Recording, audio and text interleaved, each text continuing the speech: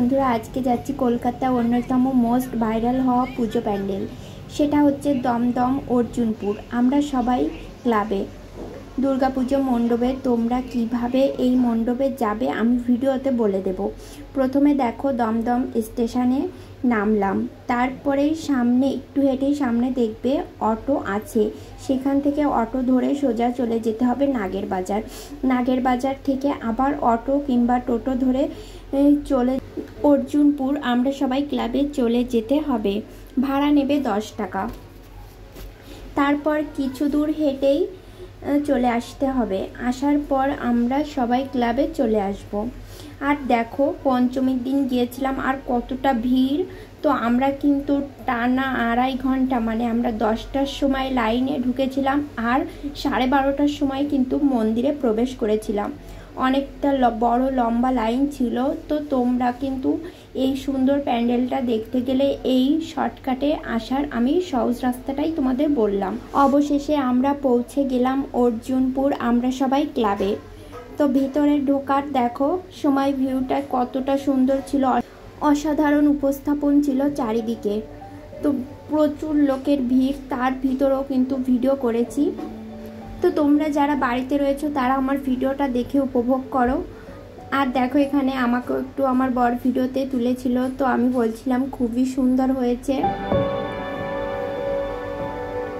আর এই হচ্ছে একটা চক্রের মতন স্টিলের কি জানি দিয়ে তৈরি করা হয়েছিল, তার মাথায় বল বল দেওয়া ছিল, তো সেটা ঘুরছিল, দেখতে তো অনেক সুন্দর লাগছিল।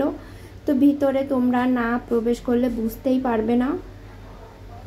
আর এখানে দেখো বড় আকারের চাঁদের মতন গোলাকার বানানো হয়েছে, আর তার নিচেই ছিল নীল কালারের বল, সেগুলো কিন্তু জলে ভাসছিল, দেখতে তো অসাধারণ লাগছিল। আর যে চাঁদটা বানানো হয়েছিল তার আলোয় কিন্তু চারিদিকটা আলোকিত হয়েছিল। এছাড়া দেখো বাঁশ দিয়ে সুন্দর করে গাঁথা রয়েছে চারিদিক। এটুকু বলতে পারি এখানে আসলে তোমাদের চোখ জুড়োয় যাবে, কারণ অরিজিনাল গাছপালা মাঝখানে এত সুন্দর মণ্ডপটি তৈরি করা হয়েছে, কি আর বলবো তোমাদের। তো চারিদিকে কিন্তু গাছপালা ছিল মণ্ডপটির ভিতরে। আর অনেক লোকের ভিড়, মানে তোমরা আসলে বুঝতে পারবে না এখানে যে কত মানুষ এসেছে। আর এই দেখো ভিউটা দেখো চারিদিকে শুধু গাছ আর গাছ। এইগুলো কিন্তু সব কিন্তু অরিজিনাল গাছ ছিল। আর এই হচ্ছে নীল কালারের বল, এর ভিতরেও কিন্তু আলো জ্বলছিল। এবার আস্তে আস্তে ভিতরে প্রবেশ করছি আর যতটা পারি সুন্দরভাবে দেখানোর চেষ্টা করব। এটা সম্ভবত কাঁচ বা কাচের মতন তৈরি কিছু, যেখানে তোমার মুখ তুমি দেখতে পাবে।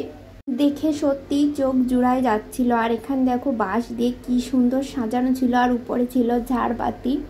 তো ঝাড়বাতিটাও অনেক সুন্দর লাগছিল। যত ভিতরের দিকে প্রবেশ করছি ততই তো চোখ ধাঁধিয়ে যাচ্ছিল। আর দেখো এখানে কি জানি ঘুরছিল, তো এটা কিসের তৈরি আমি সত্যিই জানি না। তো অনেক সুন্দর লাগছিল এই জিনিসটা। তারপরে দেখো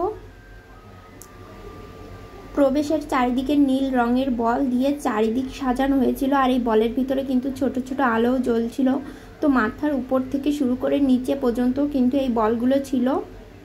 তো এটা দেখে আমার তো মনে হচ্ছে যেন অন্য কোথাও চলে এসেছি।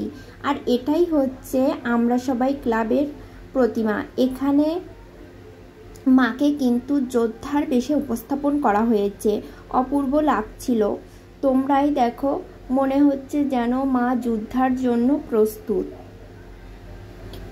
আর এখানে নিচের অংশে কখনো কখনো মুখ করছে লক্ষ্মী, সরস্বতী, কার্তিক, গণেশ আর তাদের বাহন, এবং তাদের বাহনও কিছু কিছু সময় ধরে কিন্তু মুখ করতে দেখা যাচ্ছে।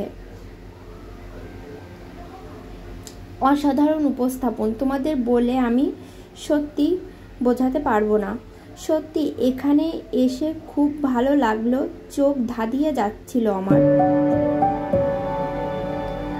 আর আমার মতন কে কে তোমরা এই আমরা সবাই ক্লাবে আসতে চাও তারা অবশ্যই কিন্তু আমি যে ঠিকানাটা বলেছি দমদম থেকে তোমরা নাগের বাজার অটো ধরবে, তারপর সেই অটো থেকে নেমে কিন্তু আবার টোটো ধরে আসতে হবে। আমরা সবাই ক্লাবে, ভাড়া নেবে 10 টাকা।